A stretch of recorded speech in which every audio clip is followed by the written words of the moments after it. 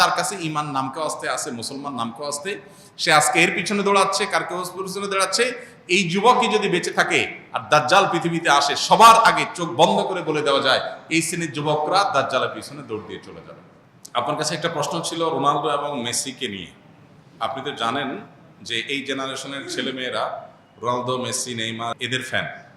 আমি নিজেও রোনালদোকে পছন্দ করি, কারণ সে প্যালেস্টাইনের পক্ষে সবসময় কথা বলে। ইভেন সে তার অ্যাওয়ার্ডও বিক্রি করে সেই টাকা ফিলিস্তিনে দান করেছে। আবার ফিলিস্তিনি শিশুদের জন্য তার অনেকগুলো সংস্থাও আছে।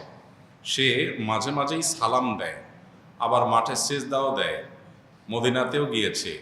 কিন্তু মেসি তো ইসরায়েলের প্রধানমন্ত্রীর সাথে তাদের ধর্মীয় রীতি মানিয়েছে। কিন্তু আর যাই হোক, তারা দুজনে খ্রিস্টান। এখন আপনার কাছে শুনতে চাই যে তাদের সাপোর্ট করা কি ঠিক? আমি রোনালদোর এইসব কাজের জন্য তাকে পছন্দ করি, কিন্তু আপনি সম্পর্কে কি বলেন?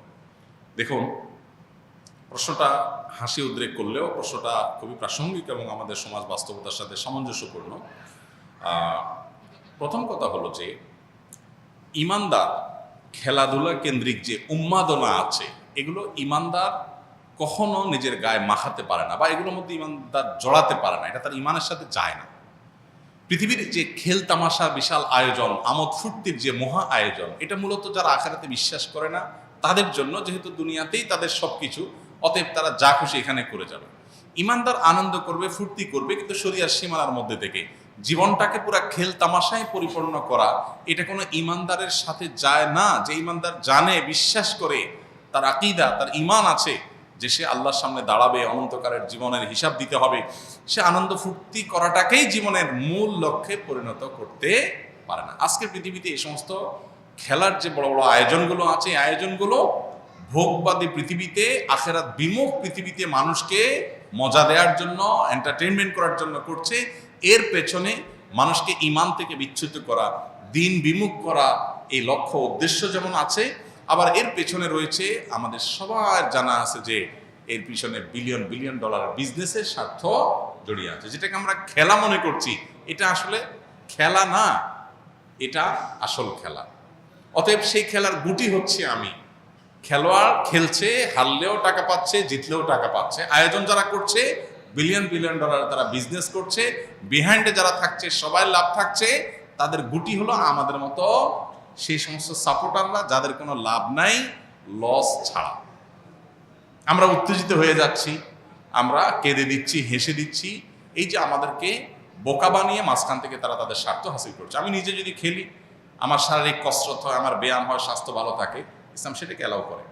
কিন্তু এই জাতীয় অহেতুক কাজে জড়াটাকে ইসলাম অ্যালাউ করে না। নবী সাল্লাল্লাহু আলাইহি ওয়াসাল্লাম বলেছেন, মিন হুসনি ইসলামিল মারই তারকুহু মা লা ইয়ানি। একজন মুসলমানের ইসলামটা সুন্দর হয়, আল্লাহর কাছে গ্রহণযোগ্য হয়, অ্যাকসেপ্টেবল হয়, কোয়ালিটিফুল ইসলাম হয় যখন সে অহেতুক অনর্থক কাজ থেকে বেঁচে থাকে।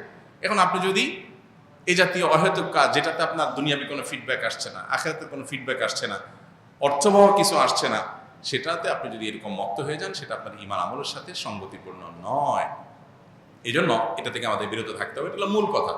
এবার আসা যাক, খেলোয়াড়দের কোনো খেলোয়াড় ইসলাম, মুসলমানদের স্বার্থ, মাজলুমদের স্বার্থ তার মাধ্যমে রক্ষা হয়। সেই কারণে মুসলিম মাত্রেই তার প্রতি সিম্প্যাথি চলে আসবে। এটা খুব স্বাভাবিক একটা বিষয় যে একজন মানুষ অমুসলিম হওয়ার পরও তিনি আমাদের স্বার্থ সংশ্লিষ্ট বিষয়গুলোতে আমাদের পক্ষাবলম্বন করছেন। এটার কারণে তার প্রতি একটা দুর্বলতা চলে আসাটা একটা স্বাভাবিক ব্যাপার। এটুকু পর্যন্ত দোষণীয় না।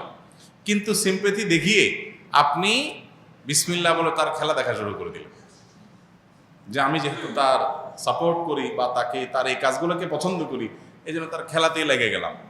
তাহলে তো মুশকিল। এখন আমাদের দেশে যে আর্জেন্টিনা, ব্রাজিল, বিএনপি, আওয়ামী লীগের মতো মুখোমুখি অবস্থান আমাদের দেশে দীর্ঘদিন পর্যন্ত যে চলে আসছে, ওই জায়গা থেকে রাজনৈতিক বিরোধের মতো এই খেলার ক্ষেত্রেও মানে কাজ না থাকলে যা হয়, এত বেকার মানুষ এদেশে, সুবহানাল্লাহ। অবশ্য গোটা পৃথিবীতে উন্নত দেশগুলোতেও এই উন্মাদনা ওরা ছড়া দিতে পারছে। মানুষকে বোকা বানিয়ে তারা তাদের স্বার্থগুলো হাসিল করছে, এজেন্ডাগুলো বাস্তবায়ন করছে, মানুষ মোরাল দিকটাকে ধ্বংস করে দিচ্ছে। যাই হোক, তো এই যে ব্রাজিল আর্জেন্টিনার মত পার্থক্য, আপনি হয়তো কোনো একটা দেশের সাপোর্ট করেন, ব্রাজিলের সাপোর্ট করেন বা আর্জেন্টিনার সাপোর্ট করেন, তো তো যেই দলে সাপোর্ট করেন ওই দলের একটা মুসলমান খেলোয়াড় খুঁজে বাইর করছেন, অথবা একটু মুসলমানদের পক্ষে ফিলিস্তিনের পক্ষে সাপোর্ট দিয়ে খুঁজে বাইর করে এবার এটা দিয়ে দলিল দিচ্ছেন, দেখো আমি এই জন্য এই দলে সাপোর্ট করি। এটা হলো আপনার নফসের পূজা। আপনি দলের ভক্তি জাহির করবেন, সেটার জন্য একটা ঢাল বানাইছেন। ইন্নামাল আমালু বিন্নিয়াত। আল্লাহ জানেন আপনি কেন এই ধান্দা করেছেন। এই জন্য এসব কিছুর ঊর্ধ্বে উঠে কোনো একজন খেলোয়াড় তিনি ফিলিস্তিনিদের পক্ষে, মাজলুমদের পক্ষে, শিশুদের পক্ষে তিনি অবস্থান নিয়েছেন, জালেমদের বিরুদ্ধে অবস্থান নিয়েছেন, সেটাকে আমরা অ্যাপ্রিসিয়েট 100 বার করবো, এবং সেটার কারণে তার প্রতি আমাদের দুর্বলতা অবশ্যই আসবে। দুর্বলতা এসে আমি তার ভক্ত হওয়ার চাইতে তার জন্য দোয়া করবো, আল্লাহ তাকে যেন হেদায়েত দান করে। এটা হলো একজন ইমানদারের স্টেপ, একজন ইমানদারের প্রকৃত অর্থে পদক্ষেপ। অতএব এটুকু পর্যন্ত দোষের কিছু না। এর বাইরে যারা আল্লাহকে বিশ্বাস করে না, যারা জালিমদের পক্ষ অবলম্বন করে, সে যত বড় খেলোয়াড় হোক না কেন, তার পেছনে আমরা যেভাবে ছুটে চলেছি, এই যদি হয় আমাদের অবস্থা, দাজ্জাল যখন আসবে তার হাতে জীবন মৃত্যু থাকবে, ম্যাজিক থাকবে, রিজিক থাকবে, পৃথিবীর খাদ্য পানীয় সব তার কন্ট্রোলে থাকবে, তাহলে তার পেছনে হ্যামিলনের বাসিয়ালার পেছনে ঘোরার মতো করে কি পরিমাণ আমরা তরুণরা দৌড়াবো, সেটা এই খেলোয়াড়দের পিছনে দৌড়ানো দেখে কিছুটা অনুমান করা যায়।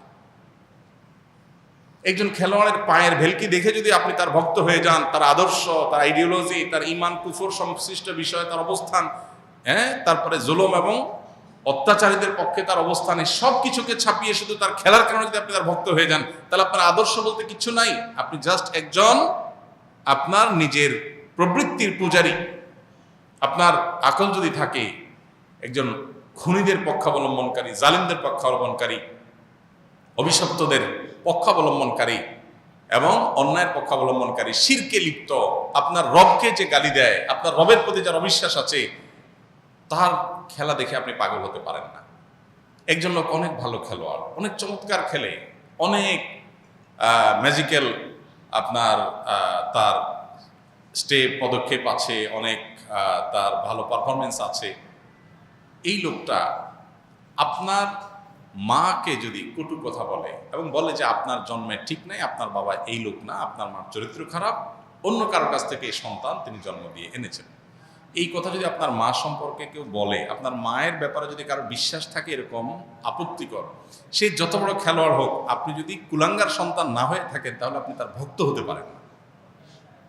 আপনি যে রবের প্রতি ঈমান এনেছেন, সে রবের অস্তিত্ব, রবকে যে স্বীকৃতি দেয় না, বরং সে রব সম্পর্কে যে কটু কথা, কটু বিশ্বাস, ভুল বিশ্বাস, ভ্রান্ত বিশ্বাস রাখে, সে যত বড় খেলোয়াড় হোক, আমার আদর্শ তাকে আমার ভক্ত হতে দেয় না, বাধা দেয়। এটা আদর্শের ব্যাপার।